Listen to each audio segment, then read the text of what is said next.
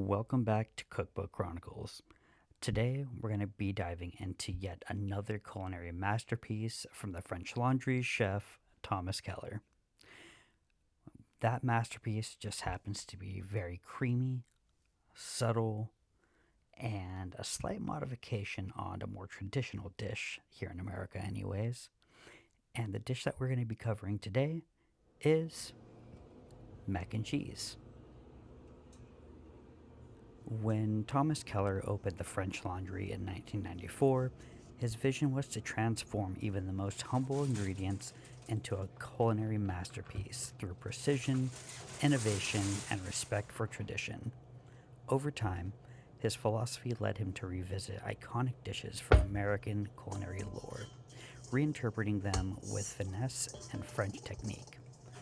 This lobster macaroni and cheese emerged as a standout creation during his journey, a dish that not only pays homage to comfort food, but it also redefines it by infusing luxury ingredients through the use of premium ingredients such as lobster. Now, to begin the dish, you saw me put a live Maine lobster into a mixing bowl. I covered it with cold water just to get the right measurement amount and poured that into a pot and got that water boiling. I didn't want to record myself killing the lobster just because it doesn't really look nice, but basically, you get a very sharp knife and you drive it right into the back of its head and thrust down, instantly killing the lobster. Once you kill the lobster humanely, you're going to pour that boiling hot water into that mixing bowl with the now deceased lobster. Into the water, before I poured it over, I added about 1/8 cup of distilled vinegar, and the ratio for it is actually a quarter cup of distilled vinegar for every 8 quarts of water that you're using. And the reason behind this is the same as if you would be boiling eggs. So, vinegar or the acidulated water is supposed to kind of break down the membrane within the lobster and the egg, so it makes it so it's easier to peel and the meat kind of just slips off. That's the only reason behind adding vinegar to your pot of boiling water. As you see now, I've broken the lobster down and taken out the tail meat.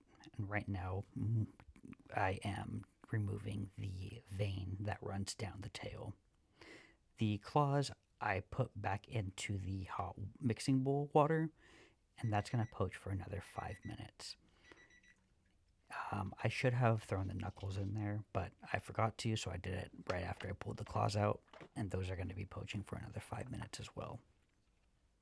Once the tail meat is clean, put it on a plate with paper towel, and then the small little tail pieces, add that on there as well, cover it with plastic wrap, and place in the refrigerator to cool.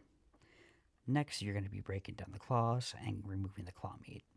And you take the bottom claw, break it down a little bit, move it left to right, and the meat should slip right out like so.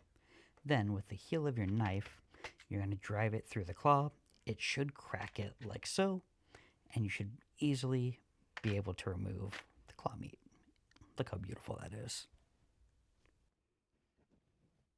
Now that you have your claw and knuckle meat removed, you're going to do the same thing.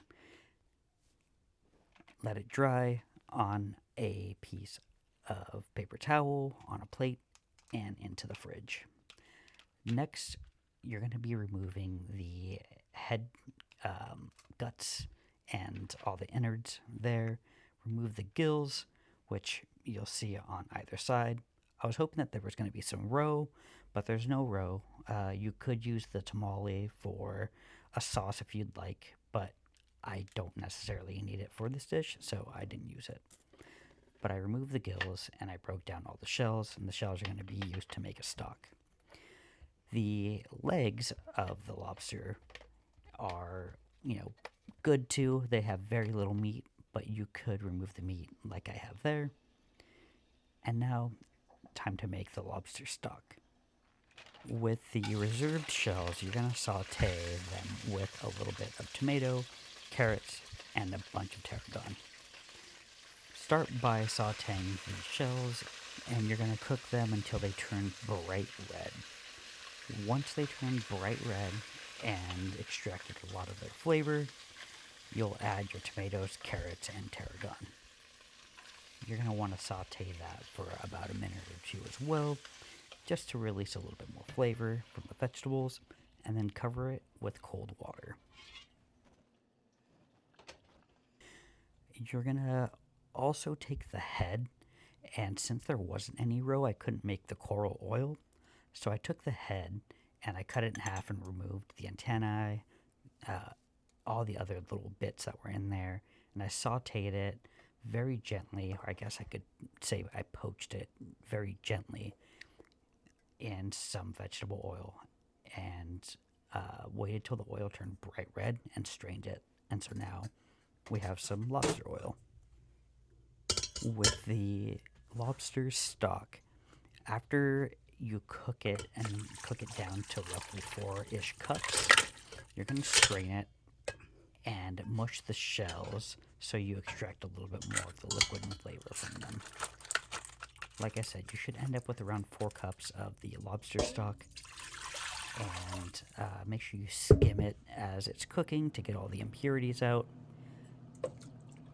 Then you'll add 2 cups of heavy cream, and you'll want to reduce that down to about a cup. Keep that mixture of lobster, broth, and cream warm because you're going to pour your pasta right into it. And watch this video to learn how to make your Parmesan crisps. It's really easy. I'll leave it in the description as well, so this way you don't have to go watch the video if you don't want to. Now cook your orzo and read the direction on the box. Follow them and pull it out about 3 minutes before it says to. Then make your beurre monté. I make it in that video, so if you want to watch that, feel free. But that's what you warm or poach your lobster in, a beurre monté. Basically an emulsification of a tiny bit of water and chunks of butter. Then once your orzo is done cooking, pour it into your cream mixture, and you can stir it with a spatula or with a whisk. Then finally, you're going to get your mascarpone, add that to the mix, and either stir it or whisk it in. Then add some beautiful minced chives to your pasta, stir it in, and just look how luxurious it looks. Finally, we're going to go to plating. Start with a little bit of lobster oil at the bottom of your bowl. Follow that with your delicious orzo pasta.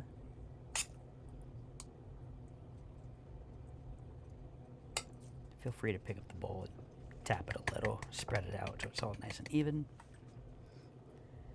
Then get your poached lobster, put it right on top of your delicious orzo, and to finish, put a Parmesan crisp over the top. And there you go. Gorgeous.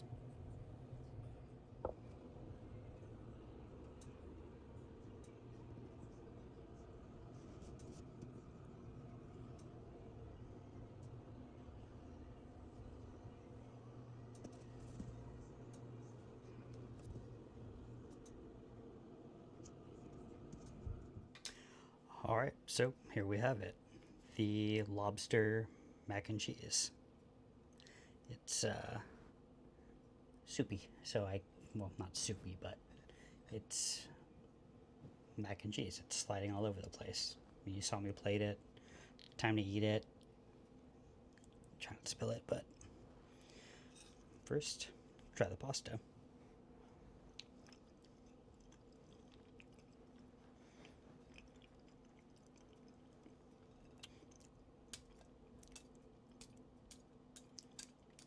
Break the Parmesan crisp.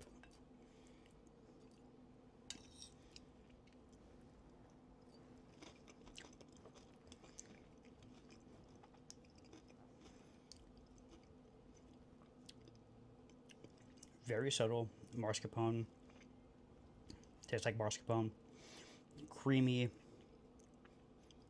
Parmesan crisp helps a little bit with more flavor. Lobster. It's good. Not my favorite, but it's good. Again, the flavor's just really, really subtle. The lobster's good, perfectly cooked, really rich, really buttery.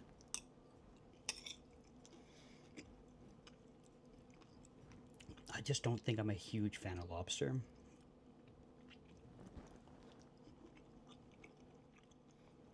Overall, it's good. It's not, again, not my favorite. Overall, just really, really subtle dish. It just tastes like mascarpone, as it should, because a majority of it is mascarpone.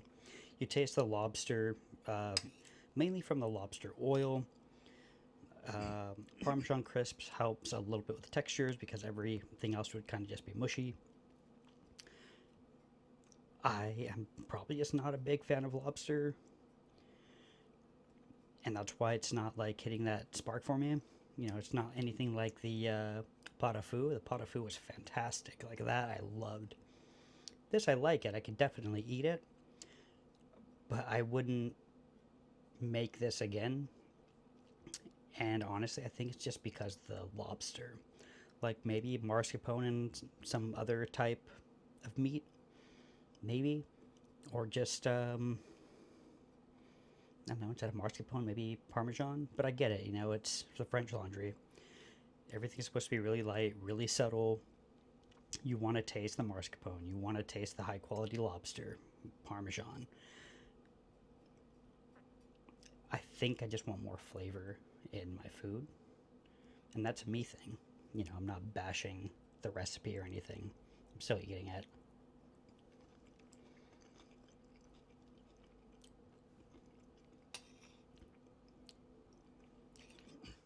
Maybe I could have flavored the stock better. That might have helped. Um, but yeah, I don't know.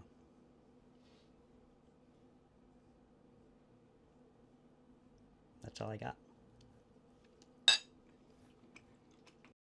If you enjoy lobster, then here is a home friendly rendition of Chef Thomas Keller's Butter-Poached lobster mac and cheese. And if you enjoyed this culinary adventure, don't forget to give this a thumbs up, subscribe, and hit the notification bell for more gourmet recipes on Cookbook Chronicles. Happy cooking, and doing one last video from the French Laundry, and it's going to be a dessert. So, I hope you stay tuned and come back to watch. Thank you.